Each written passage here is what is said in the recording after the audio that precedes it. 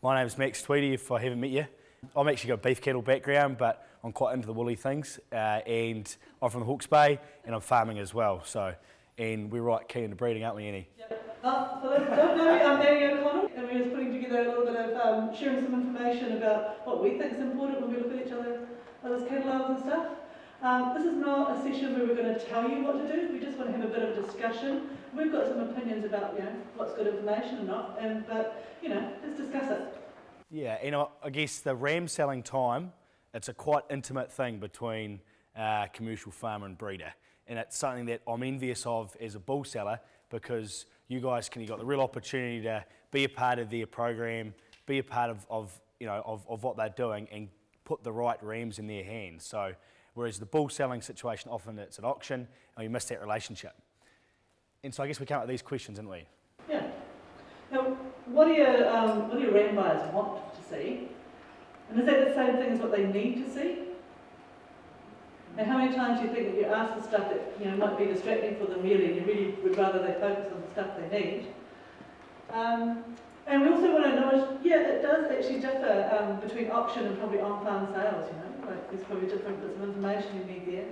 And today in this little room we're going to discuss some of the options and sort of see, what your thoughts are. Yeah, so, ultimately, if they don't know where they are, they can't work out where they're going. So, this is just really basic. If you've got the opportunity to set a breeding objective with your clients, we'd just be so stoked if you did. Because then they can target the things that are going to make them the most money, and they can make progress in the things that are going to drive their businesses. So if you've got the opportunity to do that, use our genetic plan tool online, rip into it. Yeah, because the biggest thing is if they've got that breeding objective, then they can find the right client, find the right ram breeder, and that is a big part of it. So we just sort of thought this is some background stuff when you are choosing the right ram breeder as a commercial client, and all this is targeted to commercial farmer. And how many of those things do you think are actually relevant for a commercial farmer? Alistair, how important for your clients is genetic trends? I think it's very important. It is? Yeah. It shows where we're going, and if they follow us, that's where they'll go. Yep. 2 generations in there, Do you know? up the guts, going hard because you're pushing your program. Yeah. If they don't believe in your program, there's no point in doing it. And you're a great storyteller, so what's in this, and the breeding program's story part, how important is that? The story? Yeah. I think it's important that you understand, the environment your rams are coming from. Just so you have confidence that they're going to, shift well. I think that's very important. Obviously, the longer you can select them for a particular trait, the more heritable it's going to be. That's really important. So some people, they've only been selected for certain traits for a certain amount of years, and probably the heritability of that trait's not going to be so great. So it's important that they understand the heritability story. I love telling my bull clients that thrash cows, steep hill country, they love that stuff. They love it. They want to be told that story, don't they? And that's all part of it. Yeah, relevant information, yeah. More than just the story, can you actually out and show them how to? Can you? Yeah, why not? Is it true? Yeah. Is it all just... We're on camera. So. You don't put that in there. Your program. Right, and what else on there is important? Is this connectedness thing important for commercial farmers? No. Yeah. Who's it important for? Well, it's just important that they know that they are connected, otherwise your information, you can't give lots. Really, those commercial farmers need to come along thinking that's already a given, right? Yeah. Yeah. So you've got to tick that, haven't you, as a stud farmer? If you can, yeah. And why should you, just back to that, why should you be connected? So you can compare one flock to another, so they can choose the ram breeder. Yeah. I think it is important for commercial farmers to be shown your property. When Yeah, they come to look at to buy rams from us, the first thing we do is take them to see our ewes. Are you talking about telling a good story? Yeah. Yeah, you're a good yarn teller as well. That's important. It's important, exactly, we agree. It's important for you to be able to tell your story about your property and what you're doing and what your objectives are. Yeah, they need to know that to be able to figure out if you're a fit. Sure. And hopefully you've done the genetic plan thing. You've worked out where they are, where they want to be. And you might be able to fit or find the rams for them. What are these other ones? Price, type, are they all important? Yeah? Some nods. Yep. What I do if they contact me, I ask them why they contact me and what they want and why they're changing. And then I go through the program, what's the production they're doing, what's the country they're on, what the expectations are. Yep. Then I explain to them, what my program, what my costs are, what I put in front of them. Yeah. And I make notes of that, and then when they come to look at their RAMs, I will pull out the RAMs that they've asked to get. Awesome. So I'll give them a solution on that. Right. And then you'll like a Kahu RAM will be priced based on that. Yep. Yeah, cool. Heap of stuff in there as part of selecting the right RAM breeder. A few things. Right. Yeah, AMG. Wish list? Yeah, pretty smooth. Pretty smart. Pretty smart. There's a lot of specs in a car like that, isn't there? There's a lot of things there. Who can name some of the specs on their cars, some of the features on their cars like that? Well, how many litres is that? Can you tell me that one? Yours is 6.2 litre. Yeah. 6.2 litres per 100 k's. Oh, yeah. Fuel economy. I was thinking, Jesus, he's driving a Hummer. There's a whole heap of information there, isn't there? A whole heap of specs. Some people are bent that way and they like a few numbers and they're quite keen on a bit more detail. But for me, I just know it looks cool, but he drives fast and I want it. And it really is about the gist. You know, and I don't know the details of my vehicle, the specifics, but I know what it does well. And there are different types of RAM clients. We want to make sure that what you're getting is thereabouts right. So when we look at this is sort of what we're almost reminded of. Yeah, so this is the example from the Canterbury Ram Fair, Canterbury Fair. There's a lot of information on here, so just, what's your initial reaction to that? What do you think? Thinking about the commercial farm and having a look. Negative Sorry? Yes. Do it a bit more? It's busy, isn't it? Yeah. Yeah. Exactly, it's raw data. Yep. So is there stuff here that doesn't need to be here? Does it not have? Is there stuff that we can prune out of here and make it even clearer? How many bits of information here are about reproduction? Right, can you count, don't say it, just have a think. Can you count how many reproduction related pieces of information are in there?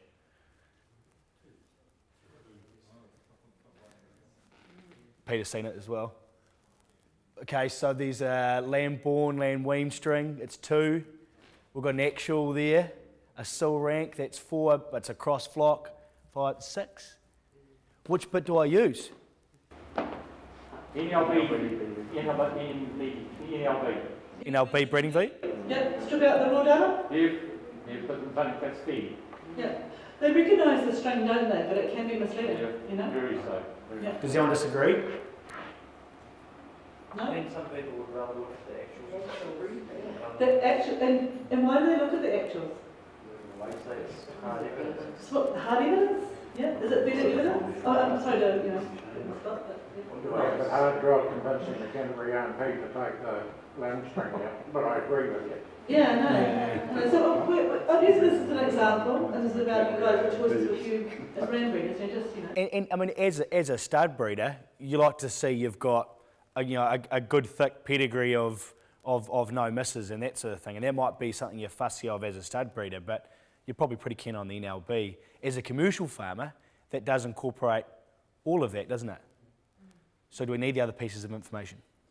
I think a lot of commercial buyers probably would like it. They'd find it a bit much at the start, but a lot of people do like the real information because they actually don't trust it. They want to see, so what do you actually make? What do you actually, is it that big?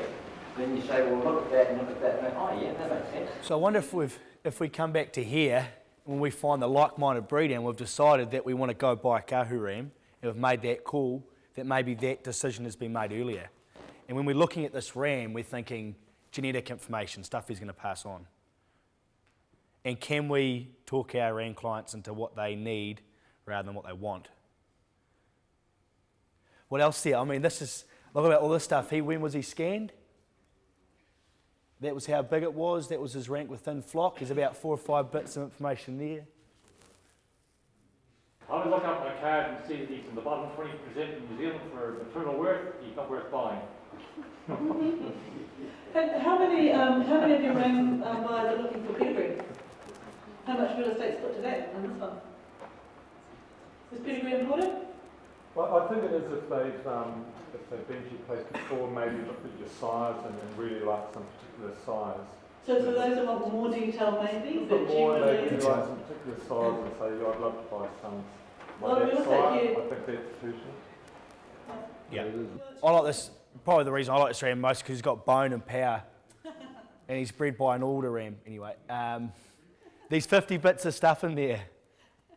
And which bit do you use? What's the weight? Now this is probably a bit close to home because this is what you might have on farm, eh? This is more what you're used to looking at. What we've got here, we've got some pedigree stuff. Sire, dam. We've got some dam lamb strings, what they've weaned. Some ranks. We've got an ID there. We've got a maternal worth index there and the rank of that. I guess we're getting it's a bit easier to process. We've got here a heap of EBVs, some more ranks. What do you think, Bill? Why have you got a maternal worth which is made up of a bunch of indexes, but you've only got a dual purpose growth index? Yeah, I was just using an example of something that someone used to sell their rams. So. Good question. I've never quite worked out why you've got New Zealand maternal worth is a whole number, which, and then why is it everything else in whole numbers? It's quite logical. Index numbers. I know, but why aren't they all in index numbers? It's quite easy to read and understand. I like index numbers too. I think They add up to New Zealand maternal worth. So what isn't it, just so we're all making sure we're on the same board, a sub-index, collection of component EBVs, put a dollar value on them. Prefer to see them because they are all similarly comparable, aren't they? Similar looking numbers. Then we add them all up and we get our overall index. So that's typically what we're seeing. So we just want to say what information is best. Because before we saw some stuff there, some comments, bone and power. We saw a heap of, they called them actuals, lamb string, we saw some weights, pedigree. Is that stuff important to a commercial farmer? You made the comparison between option and private selling. I think it's quite important. We find an option that they do want to know the rankings because they've got the option of buying a top ranked rank. Yeah. If you're private selling and the top ranked rank's already gone, you've got a big battle on your hands to try and tell them why they're all the high ranking. So rankings are really, I think, important if you're going to option putting all your rams up. So a within flock rank, or hopefully connected? Well, it is probably, but it's hard to explain why you haven't got all the high ranking rams because somebody's already bought them. So if you've got your connectedness sorted, assuming you do, then it might be easy enough just to have the percentile band. We're familiar with percentile bands? This ram is ranked in the top 10% of maternal rams in New Zealand. It might be a bit easier. Within flocks. So I mean, those are some of the things that may be less relevant. It's agreed. But then we're getting to breeding those, which we quite like. Alice has said, look, we're quite keen on the whole numbers, talk about indexes or even percentiles. So start to sort of maybe sift some of this chaff. Do you need breeding values, or can you just go with indexes like terminal worth, TSG, TSM, TSS? Yes, so some do go just indexes. And let's have a look at see how. Well, we quite like that one, and we're not suggesting this is how you have to do it, but this is the Liebergren method. Right, immediately, I'm cattle. I don't look at these numbers every day, so I'm actually interested in the percentile because that'll give me the gist. That will tell me what's a good one, what's not such a good one. Immediately here, I'm drawn to the overall index and the component index traits. So maternal worth plus eczema is made up of repro growth, adult size, wool, survival, and eczema. And immediately I see on its percentile ranking, we've got a top 30 overall. Sorry, these are all rams, Alistair. Top 30 overall. He's a middle growth ram. He's got plenty of repro. He's good wool and he's got a heap of eczema. Can see that quite quickly. But he is connected. And look, this was another idea we had. There's another idea. You put some stars because then even more quickly you see that, look, you can see the traits that really jump out at you for this ram that are really bold. And we take a step further. Another way to consider it is this way, using the EBV bar graph. What's this rank good at? What's he failing at? What's the thing holding him back? What was it? You need 2,000 pages. 2,000 pages, sorry? Oh, just saying, selling 2,000 rent, 2,000 pages like that. In Elsa's defence, he's only just started recording adult size, and that's being pushed a bit further along for that reason. But we can quite quickly see which rams are either way, and we don't actually even need the sub-indexes, because we get the gist. We can see how well he's ranked. I know that's an idea. But if you're looking at ram selling time and it's not in an auction situation and you want to put them all on one sheet, this is just a different way to do it, but that we've been talking about. These are actually adjusted, a summary of a size progeny across a heap of farms in the beef progeny test. And we just did this in Excel. And these are effectively EBVs here. And then what we've done is, because there's 50 odd bulls, and we put their ranking across those averages, and we give them a bigger coloured bar if they're better ranked. So we can quite quickly see this bull down here, Tochnui 238, for his growth, which is all the blue stuff, and for his carcass, which is all the red stuff. You can see for his growth, he's top end ranked for most of the growth traits. He's got plenty of colour. He's a bit of a goer on muscle and marbling, but he's quite lean. And you can quickly see, based on colour, how that ram ranks, that bull ranks. You put EBVs and do it on rank, or you could do it on percentile rank, and you could, within the, or an index here. So there's a lot of advantages to that, because nobody wants to buy a ram on the negative side. Correct. You don't even want to let them see that. And this way, you're showing them where they sit without making them prepare to negative. Yeah. And you're still transparent with their strengths and weaknesses, and it's good.